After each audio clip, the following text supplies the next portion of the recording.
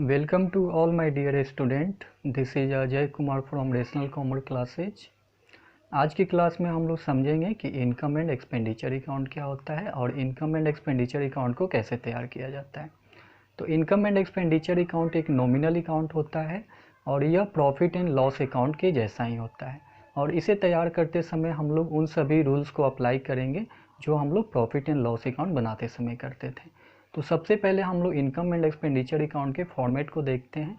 यहाँ पे हम लोग देखते हैं कि सबसे पहले हम लोग को हेडिंग लिखना पड़ेगा इनकम एंड एक्सपेंडिचर अकाउंट, और जिस दिन इनकम एंड एक्सपेंडिचर अकाउंट बनाया जाएगा, जिस वर्ष के अंत में इनकम एंड एक्सपेंडिचर अकाउंट बनाया जाएगा, उस डेट को यहाँ पे मेंशन करना होगा। यहाँ पे इनकम एंड एक्सपेंडिचर अकाउंट का दो साइड होता है। डेबिट साइड को हम लोग एक्सपेंडिचर साइड कहते हैं और क्रेडिट साइड को हम लोग इनकम साइड कहते हैं। एक्सपेंडिचर साइड में हम लोग नॉन ट्रेडिंग ऑर्गेनाइजेशन का जितना भी एक्सपेंडिचर होता है सभी को हम लोग यहाँ पे दिखलाते हैं, जैसे insurance premium, telephone charge, salary, electricity bill, loss on sale of assets, rent and taxes, bar expense, bad डेब्ट, वेजेज, ऑफिस एक्सपेंसेज।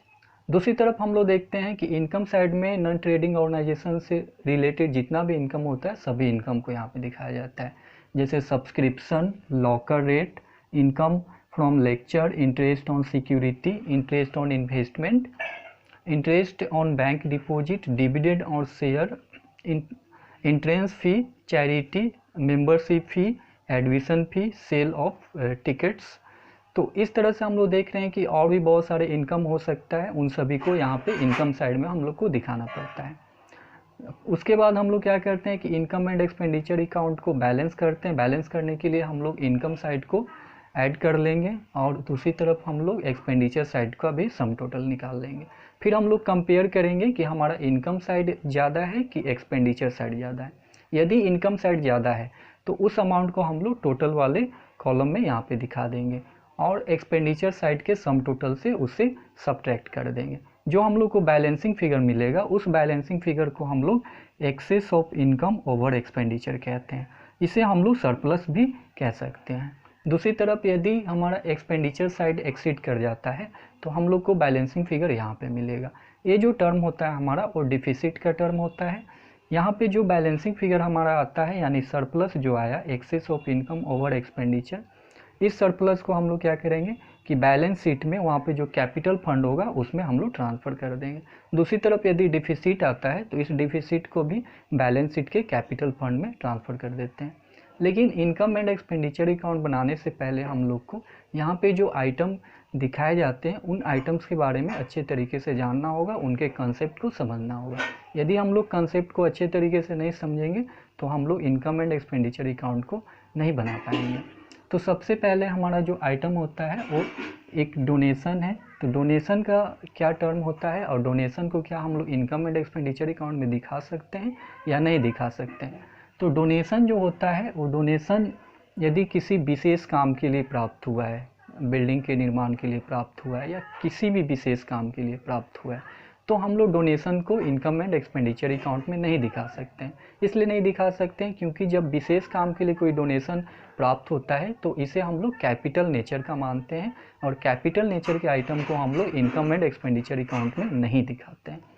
दूसरी तरफ सब्सक्रिप्शन जो होता है वो नॉन ट्रेडिंग ऑर्गेनाइजेशन के लिए इनकम का मेन सोर्स होता है, इसलिए सब्सक्रिप्शन को हम लोग इनकम एंड एक्सपेंडिचर अकाउंट में यहाँ पे दिखाएंगे।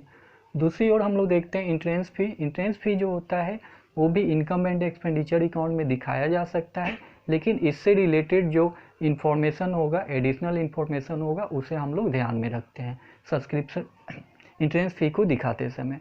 उसके बाद हम लोग देखते हैं life membership fees. Life membership fee को भी हम लोग इनकम एंड एक्सपेंडिचर अकाउंट में दिखा सकते हैं, लेकिन इससे रिलेटेड यदि क्वेश्चन में कोई एडिशनल इन्फॉर्मेशन है तो उस एडिशनल इन्फॉर्मेशन को हम लोग ध्यान में रखेंगे जब हम लोग लाइफ मेंबरशिप फी को इनकम एंड एक्सपेंडिचर अकाउंट में ट्रीट करेंगे।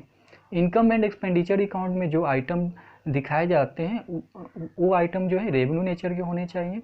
किसी भी आइटम को हम लोग रेवेन्यू नेचर का आइटम कह सकते हैं, उसके लिए कुछ कंडीशन होता है। यदि वो कंडीशन आइटम फॉलो करता है तो हम लोग कह सकते हैं कि रेवेन्यू नेचर का आइटम है, ऐसे हम लोग इनकम एंड एक्सपेंडिचर अकाउंट में ट्रीट कर सकते हैं। तो कौन कौन से वे कंडीशन है जिसे आइटम फॉलो करता है तो हम लोग कह सकते हैं कि ये रेवेन्यू नेचर का आइटम है। तो पहला कंडीशन हमारा होता है कि जो भी आइटम्स होते हैं वो रीअकरिंग नेचर के होने चाहिए।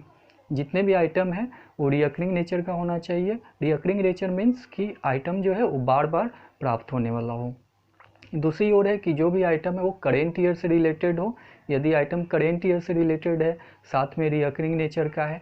और तीसरा कंडीशन ये होता है कि कोई भी आइटम जो हम प्राप्त किए हैं वो जो है वो किसी विशेष काम से रिलेटेड नहीं हो, किसी विशेष फंड से रिलेटेड नहीं हो।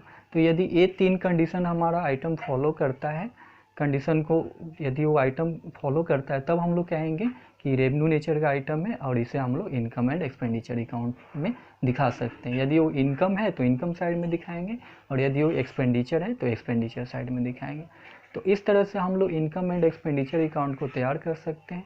इसके बाद हम लोग जानते हैं कि डोनेशन जो होता है वो डोनेशन से रिलेटेड कुछ और तत्व फैक्ट को हम लोग जानते हैं। जैसे कि डोनेशन जो है, कभी कभी डोनेशन हमारा स्पेसिफिक नेचर का होता है, कभी कभी डोनेशन जो होता है हमारा जनरल नेचर का होता है। तो किस डोनेशन को इनकम एंड एक्सपेंडिचर अकाउंट में दिखाएंगे, किस डोनेशन को इनकम एंड एक्सपेंडिचर अकाउंट में नहीं दिखाएंगे। यदि डोनेशन हमारा स्पेसिफिक नेचर का है तो उसे हम लोग इनकम एंड एक्सपेंडिचर अकाउंट में नहीं ट्रीट करेंगे।